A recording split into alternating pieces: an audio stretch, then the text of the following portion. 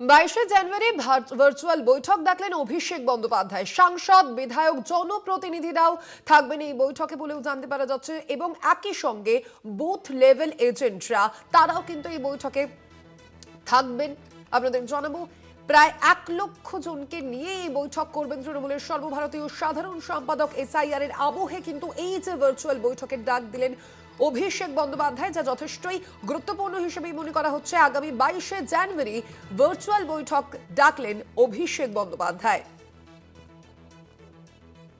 সাংসদ, বিধায়ক, জনপ্রতিনিধি ও বুথ লেভেল এজেন্ট যারা রয়েছেন তাদের নিয়েই প্রায় 1 লক্ষ জনকে নিয়ে এই বৈঠক করবেন তৃণমূলের সর্বভারতীয় সাধারণ সম্পাদক। আগামী 22শে জানুয়ারি এই বৈঠক রয়েছে বলেই জানতে পারা যাচ্ছে।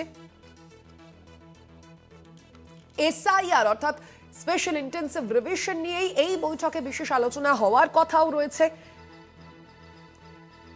বিএলএরা অর্থাৎ বুথ লেভেল এজেন্টরাও কিন্তু এই যে বৈঠক, সেই বৈঠকে উপস্থিত থাকবেন বলেও জানতে পারা যাচ্ছে। একই সঙ্গে জনপ্রতিনিধিদের থেকে শুরু করে বিধায়ক এবং সাংসদরাও কিন্তু এই বৈঠকে উপস্থিত থাকবেন। অভিষেক বন্দ্যোপাধ্যায় তিনি এই বৈঠক ডেকেছেন। আগামী 22শে জানুয়ারি ভার্চুয়াল বৈঠক করবেন তৃণমূলের সর্বভারতীয় সাধারণ সম্পাদক অভিষেক বন্দ্যোপাধ্যায়। বিধায়কদের থেকে শুরু করে সাংসদরা, বিএলএরা এবং জনপ্রতিনিধিরা তারা প্রত্যেকেই কিন্তু এই যে বৈঠক, সেই বৈঠকে উপস্থিত থাকবেন বলেই জানতে পারা যাচ্ছে। এবং এসআইআর এর আবহে এই বৈঠক যথেষ্টই গুরুত্বপূর্ণ বলেই মনে করা হচ্ছে, কারণ এসআইআর রাজ্যে স্পেশাল ইন্টেন্সিভ রিভিশনের যে প্রক্রিয়া চলছে আপনারা জানেন, এবং বর্তমানে শুনানির প্রক্রিয়া মূলত চলছে।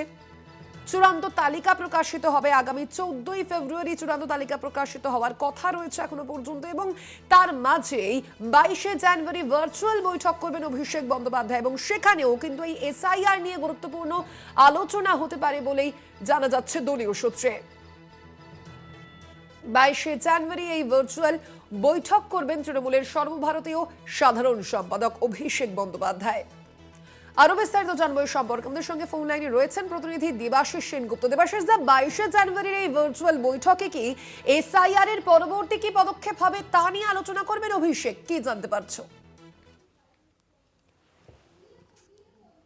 যে কথা বারবার করে বলে আসছিল যে লজিস্টিক ডিসক্রিমিনেশন নাম করে যেভাবে 1,36,00,000 নাম, মানুষের নাম, নাগরিকের নাম সেখানে প্রশ্ন চিহ্ন রেখেছিল, যার কোনো তথ্য কোনো স্বীকৃত রাজনৈতিক দলকে দিচ্ছিল না নির্বাচন কমিশন।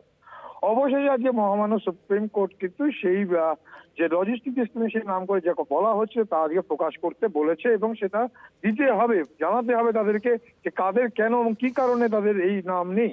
আর তা নিয়ে যখন এই সুপ্রিম ঘোষণা করেছে, এরই মধ্যে অভিষেক বন্দ্যোপাধ্যায় আগামী 22 তারিখে প্রায় লক্ষাধিক দলীয় কর্মী, সাংসদ, বিধায়ক, জনপ্রতিনিধি তাদেরকে নিয়ে, বিএলএ দের নিয়ে বৈঠক ডেকেছেন, এবং ভার্চুয়ালি সেই বৈঠক হবে। একসঙ্গে 1 লক্ষেরও বেশি সেখানে কিন্তু কর্মী, সমর্থক, নেতৃত্ব যারা বিএলএ A1, বিএলএ 2 তাদেরকে নিয়ে করবে, এবং দলীয় সংগঠনের প্রধান মুখপাত্র, দলীয় পদাধিকারী তারা এই বৈঠকে তাদেরকে বৈঠকে থাকতে বলা হয়েছে। বৈঠকে মূলত এসআইআর এর পরবর্তী পদক্ষেপ নিয়ে কি হবে এমনটাই কিন্তু আলোচনা হতে পারে, এমনটাই কিন্তু তৃণমূল সূত্রে খবর পাওয়া যাচ্ছে। অর্থাৎ এর আগে বহু শুনানি দেখা গেছে, যে শুনানিতে দেখা গেছে মানুষকে হেনস্থা করা হয়েছে, অনেককে ডাকা হয়নি, অনেকের নাম সামান্য যে ভুল, যেটা নির্বাচন কমিশনের প্রথমেই বলেছিল যে 2002 সালে যদি তাদের নাম থাকে ভোটার লিস্টে তাদের কাছে কোনো অসুবিধা হবে না, এবং সেক্ষেত্রে দেখা গিয়েছে যে সে 2002 সালে ভোটার লিস্টে নাম আছে, তারপরও তাদেরকে বিভিন্নভাবে হেনস্থা হতে হয়েছে।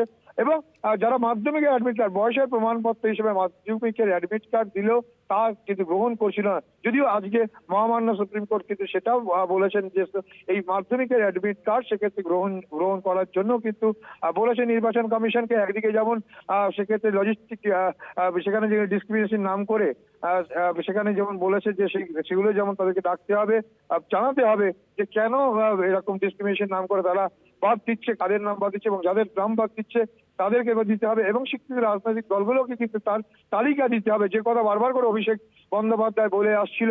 এবং তৃণমূল কংগ্রেসের পক্ষ থেকে একাধিকবার নির্বাচন কমিশনকে জানিয়েছে। নির্বাচন কমিশনের 10 সাংসদের 10 প্রতিনিধি দল তৃণমূল কংগ্রেস তারা গিয়ে কিন্তু নির্বাচন কমিশনকে বলার পরও কিন্তু নির্বাচন কমিশন তার কোনো উত্তর দেয়নি। অবশেষে সুপ্রিম নির্দেশে আশা করা যাচ্ছে সেই তালিকা প্রকাশ করবে, এবং তা নিয়েই পরবর্তীকালে বিএলএ এবং দলের প্রতিনিধিদের কি কাজ হবে তা নিয়েই কিন্তু আগামী 22 তারিখে বৈঠক, এবং সেই অবশ্যই সেই বৈঠকে কি আলোচনা হয় অবশ্যই সেদিকে আমাদের নজর থাকবে। আপাতত ধন্যবাদ তোমায় দেবাশিস।